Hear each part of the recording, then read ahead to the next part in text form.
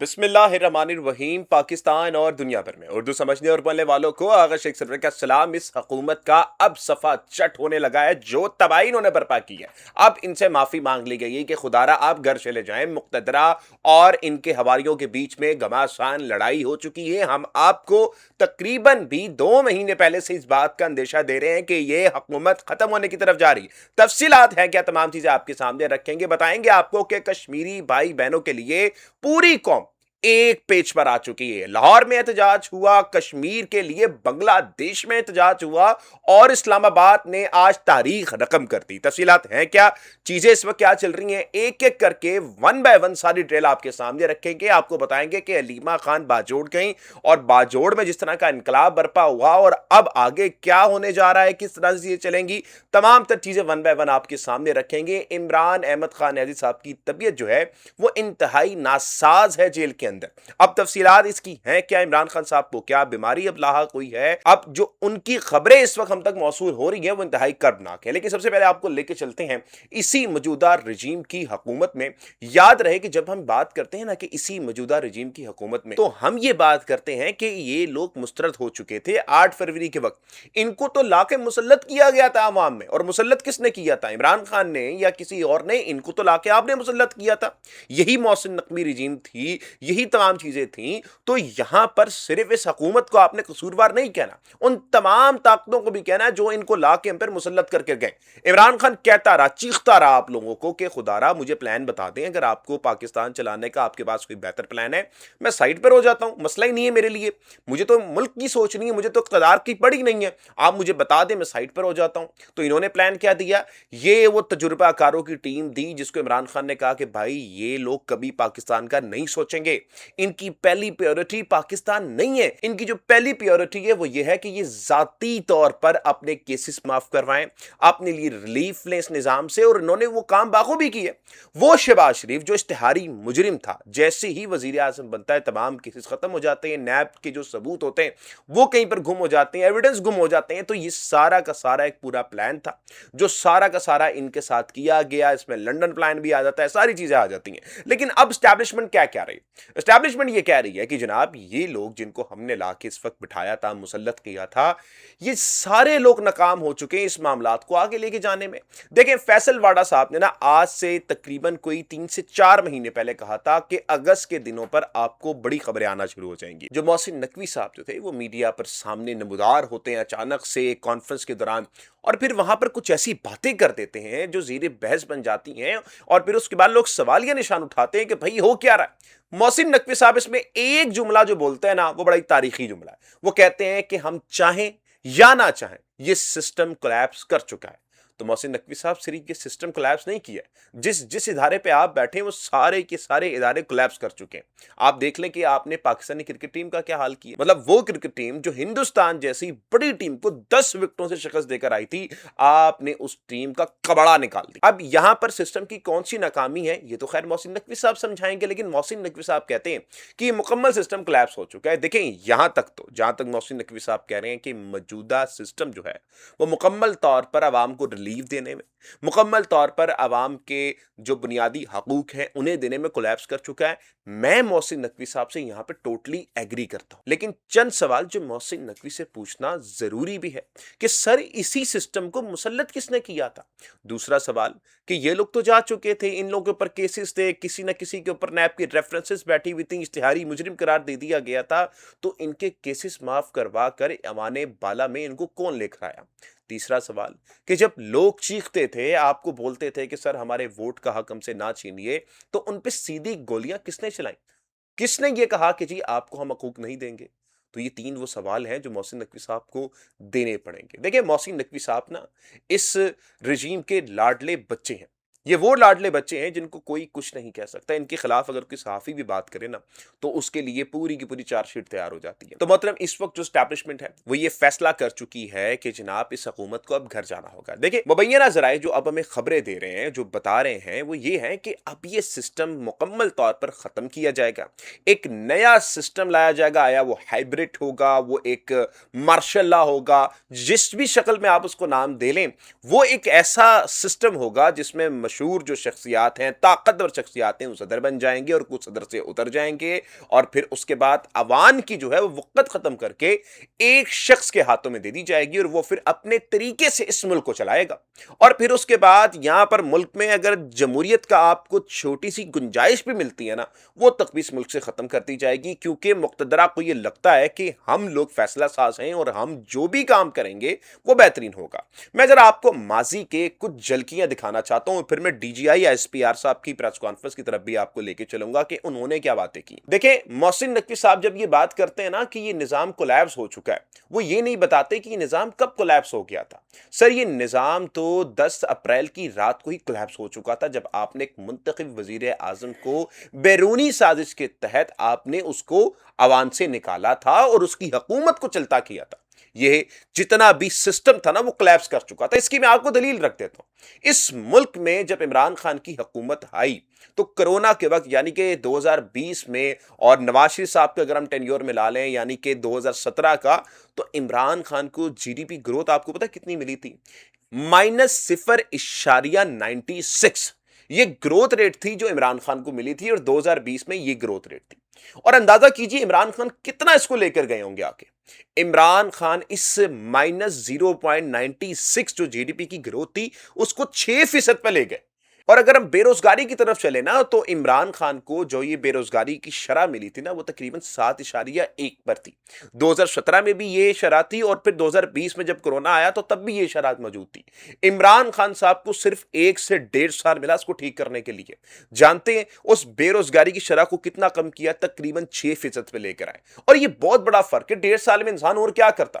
لیکن یہ جب مقتدرہ کے چہیتے لوگ آئے، تجربہ کار آئے، یہ دوبارہ 7% پہ لے گئے۔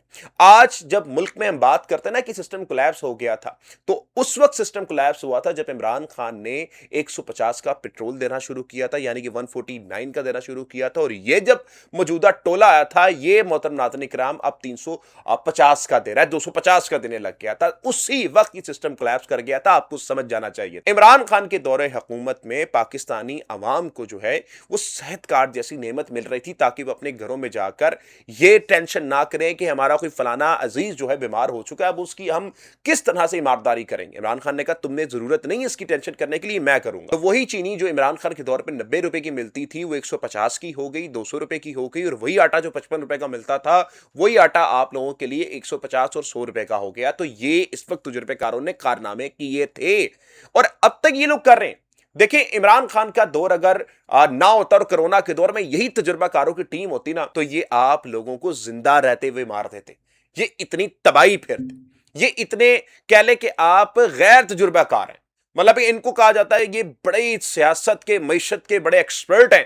جو مجھے یاد آتا ہے کہ ان کے بارے میں آپ لوگ بھی یہ بات کرتے تھے، یعنی کہ جب نئی حکومت آئی، سٹاک اوپر گیا، آپ کو یاد ہوگا، ایک ایک کر کے آپ نے اس معیشت کا بٹا بٹھا دیا، اور اب آپ یہ بات کرتے ہیں کہ دیکھیں نا اب ہم جو ہے نا کام کرنے کی طرف جائیں گے۔ 5 سال آپ نے اس ملک کا بیڑا غرق کیا، اس ملک کو پولیٹیکل سٹیبلٹی دی ہی نہیں، اور اب آپ یہ بات کر رہے ہیں کہ جی چلیں اب ہم آ کے نا سارے لوگ بیٹھ جاتے ہیں۔ جب عمران خان آپ کو بول رہا تھا کہ ڈی جی ایس پی سر اگر آپ کے پاس کوئی پلان ہے یا کسی اور کے پاس کوئی پلان ہے پلیز ہمیں دیجیے، ہم بڑھ جاتے ہیں، سائڈ پہ ہو جاتے ہیں، لیکن آپ نے کہا نہیں جی اس وقت تو ہمیں سب سے بڑا جو مشن ہے وہ پی ٹی آئی کو ختم کرنا ہے، کرش کرنا ہے اس کو، عمران خان کو کرش کرنا ہے، کیونکہ ذاتی انا پہ سوال آ چکا تھا، اور یہی اس وقت چلتا چلا آ رہا۔ ناظرین کرام، میں آپ کو آگے لے کے چلوں تو اڈیالہ جیل میں عمران خان صاحب کی جو طبیعت ہے وہ انتہائی ناساز ہو چکی ہے۔ عمران خان صاحب تک جو متعلق خبریں اس وقت موصول ہوئی ہیں وہ قربناک ہیں، انتہائی تکلیف دہ ہیں۔ عمران خان صاحب کو اس وقت جو اڈیالہ جیل کی جو کہہ لیں کہ آپ ہسپتال ہے اس میں شفٹ کیا گیا تھا کچھ مختصر عرصے کے لیے، اور پھر ان کو واپس لے کے آیا گیا۔ اب بتایا جا رہا ہے کہ عمران خان صاحب کا جو بلڈ پریشر ہے وہ نارمل نہیں ہو رہا، اور یہ بڑی خطرناک چیز ہے۔ عمران خان صاحب کی جو عمر ہے اس وقت ایسی خبریں آنا یہ بتاتی ہیں ہمیں کہ عمران خان صاحب جو میل کنزیوم کر رہے ہیں وہ ان کو پراپرلی نہیں مل رہی، اور عمران خان صاحب جس وقت قید تنہائی میں رہ رہے ہیں تو وہ بہت زیادہ افیکٹ کر رہی ہے ان کو۔ اب بتایا گیا کہ عمران خان صاحب کے جو ہاتھ تھے دونوں، لاسٹلی جب ان کو ہاسپٹل لے کر آیا گیا تھا تو ان کے دونوں ہاتھ جو تھے وہ کپ کپا رہے تھے۔ اب اس میں کئی صحافی بھائیوں نے یہ خبریں دیں کہ جی عمران خان صاحب کی طبیعت دن بدن گرتی چلی جا رہی ہے، اور اس میں جو ہے ابھی کی جو نیوز آئی وہ یہ بتایا گیا کہ جی عمران خان صاحب کا بلڈ پریشر بھی لو ہو گیا، کولیسٹرول بھی لو ہو گیا، اور جس کے بعد یہ ساری چیزیں ہمیں دیکھنے کو ملی۔ یہ خبریں کیوں اسی وقت پیک آف ٹائم پھیلائی گئی؟ یہ ذرا ہمیں سمجھنے کے لیے میں نے کچھ ذرائع سے اپنے کنفرمیشن کی، ان سے پوچھا کہ کیا آیا ایسی کوئی چیز ہوئی ہے عمران خان صاحب کے ساتھ جس وقت ان کی طبیعت کافی خراب ہو گئی ہو؟ تو اس حد تک تو خبریں بالکل درست تھیں، جہاں پر عمران خان صاحب کے ہاتھ کپ کپانے کی بات تھی، جو ہاتھ ان کے ہل رہے تھے، لیکن باقی جتنی بھی خبریں تھیں، یعنی کہ عمران خان کی طبیعت انتہائی خراب ہو رہی ہے، چیزیں ہو رہی ہیں، تو یہ ساری خبریں اس لیے اڑائی گئیں، اس کو ایگزیجریٹ کر کے بتایا گیا تاکہ آپ لوگوں کے بیچ میں سے مایوسی پھیلائی جا سکے۔ یہ ایک پریکٹس ہوتا ہے، سمجھیے کہ کشمیر اس وقت نکلا ہوا ہے، اسلام آباد کے اندر ایک انقلاب برپا ہو گیا ہے، تو عوام کا دھیان ہٹا کے اس طرف ہم لوگ ڈائیورٹ کر دیں تاکہ اس چیز پر ہم لوگ کارروائی کر سکیں۔ تو یہ ایک بڑا ٹیکٹس ہوتا ہے، ایک ڈیلے ٹیکٹس کہہ لیں کہ آپ جو اس وقت ویو شفٹنگ ہوتا ہے، یہ ایک ٹیکٹس ہوتا ہے۔ تو اسٹیبلشمنٹ 75 سالوں سے یہی کرتی ہوئی آئی ہے، تو انہوں نے یہ چیز اب واضح کی بھی ہے۔ تو محترم عمران خان اس وقت اپنی تاریخ کی سب سے خطرناک اور سب سے مشکل جنگ لڑ رہا ہے، اور اس پر اس کو سب سے پہلے اللہ رب العزت اور اس کے بعد آپ لوگوں سے امید ہے۔ ناظرین کرام، اس وقت آگے چلیں تو آپ کو بتائیں کہ اس وقت موجودہ حالات میں کشمیر کے لیے قوم ایک پیج پر آ چکی ہے، اور یہ بہت اچھی بات بھی ہے۔ اسلام آباد میں جو مناظر دیکھے گئے ہیں نا، یقین جانیے تاریخ میں کبھی نہیں دیکھے گئے ہوں گے۔ اگر آپ دیکھیے اسلام آباد کے مناظر کہ کس طرح سے عوام جو ہے وہ نکل کر کشمیری بھائیوں کے لیے اس نے اظہار یکجہتی کی ہے، اور یہ جو کریڈٹ جاتا ہے نا، وہ جاتا ہے سینیٹر مشتاق صاحب کو، جنہوں نے ہمت کی، جنہوں نے جسارت کی، جو نکلے کشمیریوں کے لیے۔ اور یقین جانیے تحریک تحفظ آئین میں اگر آپ کچھ چند لوگوں کے بارے میں مجھ سے پوچھیں نا، تو ان چند لوگوں میں سینیٹر مشتاق صاحب ایک ہیں جنہوں نے اس جمہوریت کے لیے کاوشیں کی۔ میں دیکھ رہا تھا کہ 7 تاریخ کو جو جماعت اسلامی اس نے کال دی ہوئی جی پیٹرول مہنگا ہو رہا ہے، اس پہ جناب نا آپ بائیکاٹ کریں، اور بھائی کشمیری یہاں پہ مر رہے ہیں۔ پیٹرول کے جب سستا کروانا تھا تب تم لوگ نکلے نہیں، اب تم کہہ رہے ہو جی اپنی موٹر سائیکلیں بند کر دیں، ہم پیٹرول سستا کروائیں گے۔ کشمیر کے لیے تو بولو، کشمیر کے لیے نہیں بولتے تم لوگ۔ تو یہ ساری کی ساری جماعت اسلامی میں آپ کو جب بتاتا ہوں نا کہ یہ منافق جماعت ہے، تو میں آپ کو کوئی جھوٹ نہیں بولتا۔ اس کی ایک دلیل ہے کہ یہاں پہ کشمیریوں کو گولی لگ رہی ہے، اور یہ ایک نان ایشو کو ایشو بنا کے پیش کر رہے ہیں کہ جی ہم لوگ نا پیٹرول کو سستا کروانے جائیں گے۔ جس وقت 400 کا پیٹرول ہوا تھا تب کیوں نہیں دیا بھائی یہ دھرنا؟ تب کہاں تھے آپ لوگ؟ اب ان کو یاد آ گیا کہ نہیں اب پیٹرول ہم سستا کروانے جائیں گے کیونکہ کشمیریوں کو گولی لگ رہی ہے۔ ذرا دھیان یہاں پہ ڈیورٹ کر لیں کہ بھائی آپ پیٹرول سستا کرانے پر دھیان دیں۔ ہو سکتا ہے کہ ان کے احتجاج کے بعد 20 روپے 50 روپے سستا بھی ہو جائے، لیکن یہ کیوں ہوگا کہ آپ کے کشمیر میں اس وقت گولیاں چلائی جا رہی ہیں، لوگوں کو مارا جا رہا ہے۔ تو یہ سارا کا سارا ایک ٹیکٹس ہے جو اس وقت ان سے کروایا جا رہا ہے۔ لیکن وہیں پر آپ سینیٹر مشتاق کو دیکھیے کہ وہ کس طرح سے اس نظام کے خلاف لڑے۔ پہلے وہ کشمیر گئے، کشمیر میں جا کے وہ جانا چاہتے تھے، وہ لڑے، لڑکے انہوں نے مزاحمت کی کہ میں نے جانا ہے، ان کو جب نہیں جانے دیا، واپس آئے اسلام آباد تو ان کو اغوا کر لی۔ اغوا کرنے کے بعد واپس آئے تو کہا کہ یہ رک جائے گا، وہ دوبارہ نکلا، دوبارہ نکل کے جو ہے اسلام آباد میں اس نے انقلاب برپا کیا۔ یہ ویژولز دیکھیے، آپ ویژولز دیکھیے کہ آپ یہ کس طرح کا انقلاب ہے جو اسلام آباد میں برپا ہوا ہے۔ بچے بچیاں تمام لوگ جو ہیں وہ بغیر کسی سیاسی لیڈر کے وہاں پر موجود تھے، اور یہ پہلی مرتبہ ہسٹری آف دا پاکستان میں پہلی مرتبہ ہو رہا ہے کہ لوگ اپنی لیفٹ اور رائٹ کی آئیڈیالوجی کو چھوڑ کے، اپنی سیاسی جماعتوں کو چھوڑ کے، اپنی اسٹوڈنٹ پالیٹکس کو چھوڑ کے صرف کشمیری بہن بھائیوں کے لیے اکٹھے ہوئے ہیں۔ تمام سوشل میڈیا جو ہے وہ بات کر رہا ہے، اور یہ بہت اچھی بات ہے۔ یہی کہوں گا کہ بس لگے رہو، بس لگے رہو، بات کرتے رہو، اس مرتبہ خاموش نہ ہونا۔ لاہور میں احتجاج ہوا، اور لاہور میں جو احتجاج ہوا اسٹوڈنٹس نے کیا، وہ کریڈٹ جاتا ہے عمار علی جان صاحب یعنی حقوق خلق پارٹی کے لیڈرز کو، اور موجودہ آزاد رضاکار جو پاکستان تحریک انصاف کی ایک کہہ لیں کہ آپ نوجوانوں کی فورس ہے، ان دونوں نے احتجاج کیا۔ اور جب ان کو پتا لگا کہ جناب گرفتاریاں ہو رہی ہیں، بجائے بھاگنے کے وہاں سے وہاں پہ کھڑے ہو کے گرفتاریاں دیں۔ مریم صاحبہ کہتی ہیں نا کہ جی میرا جو پنجاب ہے وہ سب سے سیف ہے، کشمیر میں جا کے کہتی ہیں کہ جی میں تو خود کشمیر کی بیٹی ہوں، دادا بھی کشمیری، چاچا بھی کشمیری، میں بھی کشمیری، پاپا بھی کشمیری، ماما بھی کشمیری، میں تو کشمیری خاندان سے ہوں۔ اور پھر جب ان کے صوبے میں کشمیر کا جھنڈا لے کر خواتینیں نکلتی ہیں، ان پر تشدد ہوتا ہے۔ چیخیں دیکھیں ان بچیوں کی، جس طرح سے پنجاب پولیس نے ان پر ٹارچر کیا، ان لوگوں کو پکڑ کے پریزن وین میں ڈالا گیا ہے۔ کشمیر کا جھنڈا پکڑے ہوئے سائیڈ میں کھڑا ہوا شخص کھڑا ہوا تھا، صرف کشمیر کا جھنڈا پکڑنے پر اس کو پکڑ کے پریزن وین میں ڈال دیا۔ تو یہ اس وقت حالات ہیں مریم صاحبہ کے، یہ اس وقت ان کی دوغلی پالیسی ہے جو یہ کشمیر میں کہہ کے آئے نا، تو کشمیر جو ہے نا وہ میری شہر ہے، کشمیر میرا خون ہے، اے خون ہے نا، کہ ان کے ہی شہر کے اندر کشمیر کا جھنڈا پکڑنا ممنوع قرار دیا گیا۔ اور پنجاب پولیس اس طرح سے کام کر رہی تھی، سول میں لوگ گھوم رہے تھے اور جا کے لوگوں کو پکڑ رہے تھے، ٹریس کر رہے تھے. تو یہ اس وقت محترم ناظرین کرام پنجاب کے حالات ہیں. تو محترم ناظرین کرام حالات اس وقت جو ہیں ایک انقلاب کی صورت میں بڑھتے چلے جا رہے ہیں، اور حالات اس وقت ورسٹ سے ورسٹ ترین سینیریو میں داخل ہو چکے ہیں. موجودہ رجیم یہ بات کرتی ہے کہ جی سسٹم کولیپس ہو گیا، لیکن بتاتی نہیں ہے کہ سسٹم کولیپس کیسے ہوا. تو میں نے آپ کو تمام چیزیں بتائیں کہ سسٹم کولیپس کب ہونا شروع ہوا. یہ سسٹم کوئی 1 سال پہلے کولیپس نہیں ہوا. یہ سسٹم تبھی کولیب ہو چکا تھا جب آپ نے ایک منتخب حکومت جو کام کر رہی تھی اس کو آپ نے گھر بھیجا تھا. تو یہ اس وقت حالات ہیں. کشمیر کے لیے اس وقت عوام نکلی ہوئی ہے، وہیں پر علیمہ خان جو ہے موبلائز کر رہی ہیں، اور ایک ایسی آپ کہہ لیں کہ آپ تحریک دیکھ رہے ہیں جس میں تمام جو قوم ہے اس وقت نکلے گی اور ایک نظریے پر نکلے گی. تو تمام چیزیں اس وقت آپ کے سامنے ہیں. اسلام آباد میں جس طرح لوگ نکلے ہوئے ہیں، لاہور میں جس طرح آپ نوجوان نکلنا شروع ہو چکے ہیں، اور جس طرح سے اس وقت کشمیر نکلا ہوا ہے، یہ آپ کو بتاتا ہے کہ یہ ایک انقلاب ہے.